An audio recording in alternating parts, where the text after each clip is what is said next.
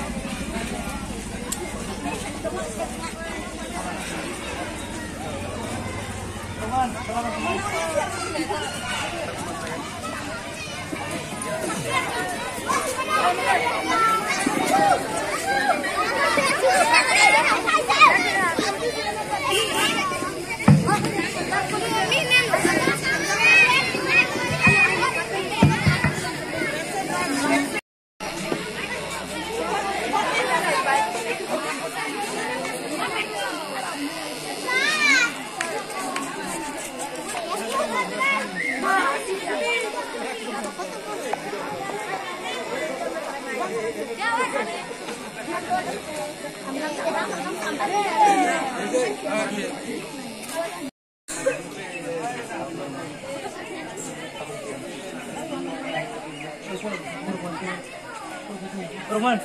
terus stop juga.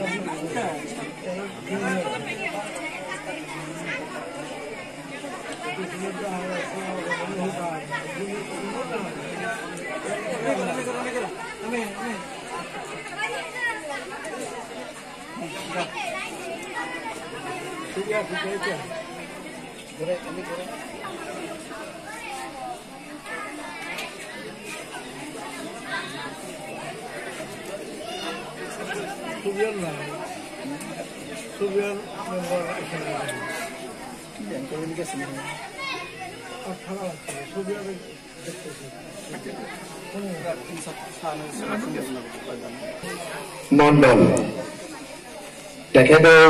আজিৰ সভাৰ সভাপতি ডাঙৰীয়া যাক উদ্দেশ্য কৰি সভাখন পতা হৈছে বিদায়ী শিক্ষক মনিৰুদ্দিন আহমেদ ছাৰ মঞ্চত উপবিষ্ট মুৰব্বীয়ান সমাজ মই এইখন বিদ্যালয়ৰ এজন প্ৰাক্তন ছাত্ৰ আৰু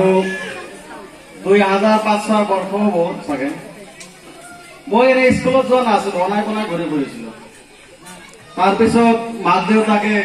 জোৰ জবস্তি লৈ মাদ্ৰাসাত নাম ভৰ্তি কৰি দিলে মোক আনি স্কুলত নাম ভৰ্তি কৰি দিলে আৰু দেউতাক ক'লে আপোনাৰ ল'ৰাজন এনে পঢ়া শুনাত অলপ ভালে আছে আপুনি মাদ্ৰাসাত তাক নিদিব স্কুলতে দিয়ক আৰু বাকী যিখিনি আপোনাৰ আৰু 2-4টা ল'ৰা আছে আপুনি তেখেতক মাদ্ৰাসাত দিয়ক সেই হিচাপত মই 2 দিন স্কুলত আহো একদিন মাদ্ৰাসাত যাওঁ এদিন মোক বেয়াকে গালিয়ে দিলে যে তুই যদি স্কুলত পড়া ভালকে পড় আর যদি স্কুলত নপড়া মাদ্রাসা যদি পড়া তাতেও ভালকে পড় 2 দিন মাদ্রাসা যাবে 3 দিন স্কুলত আহিবি আর 2 দিন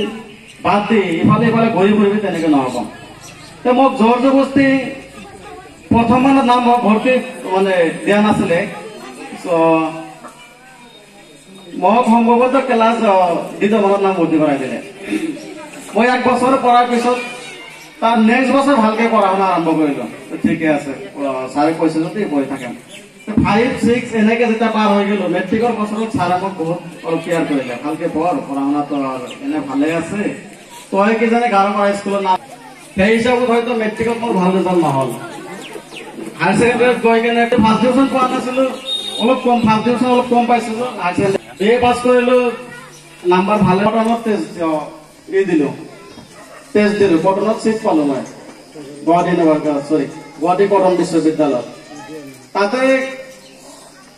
মই মাস্টার ডিগ্রি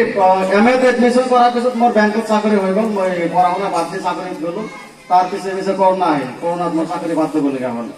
এইখিনি ছাৰৰ অৱদান আৰ মোৰ গাৰ্জিয়ান বলে মোৰ অকল শিক্ষকে নহয়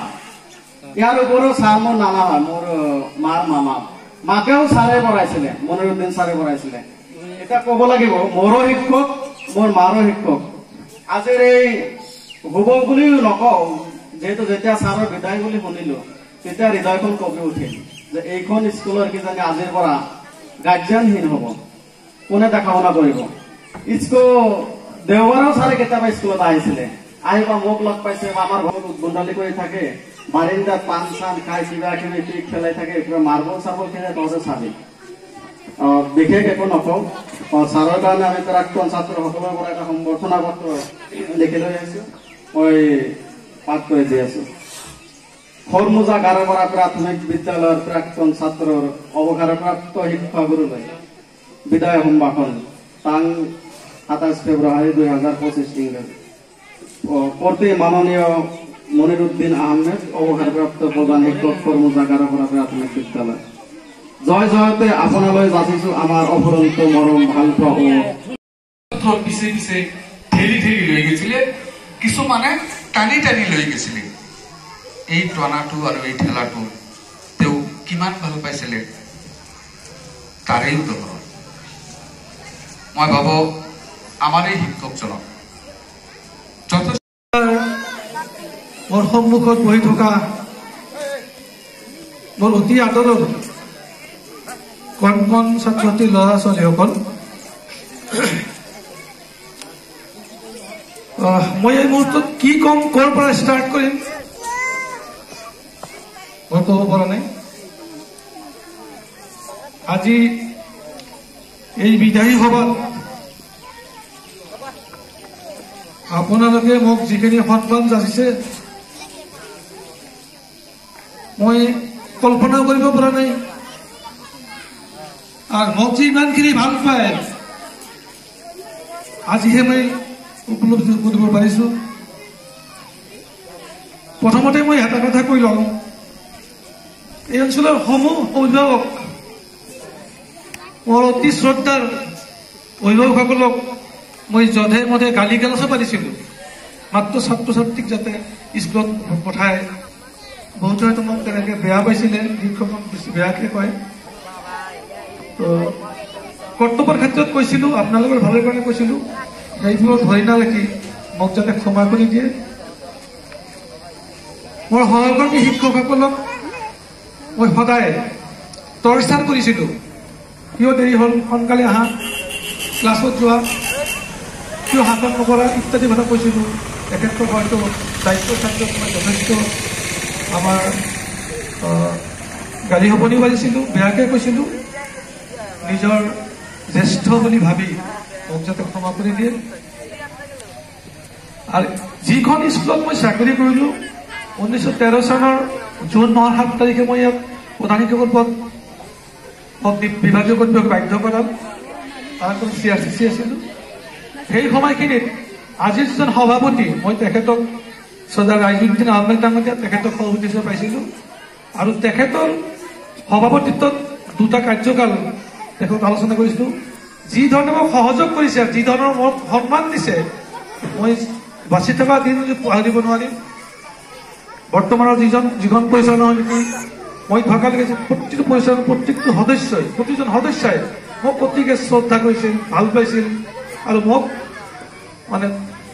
সম্পূৰ্ণভাৱে বিশ্বাস কৰিছিল যাতে মোৰ কোনো অসুবিধা নহয়। মই যি কৈছিলোঁ তেওঁলোকে এইটো সত্য বুলি প্ৰমাণিত কৰি মোক বিশ্বাস ৰাখিছিল। তাৰ মাজতো কেতিয়াবা হয়তো 2-এটা কথা যদি তেখেতে দুখ পাইছে, মোৰ তেখেতসকলে যদি কোনোবাক বেয়াকৈ কৈছোঁ, দুখ পাইছে, আজি তেখেতৰ ওচৰত কোনো যদি প্ৰাৰ্থনা যাওঁ, তেওঁলোকে যাতে মোক ক্ষমা কৰি দিয়ে, মোৰ কাৰণে আশীৰ্বাদ কৰে। আজি এই অঞ্চলত মোৰ গাৰো সম্পাদৰ যিখিনি মানুহ আছে, খৰমুজা গাৰোৰ পৰা স্কুল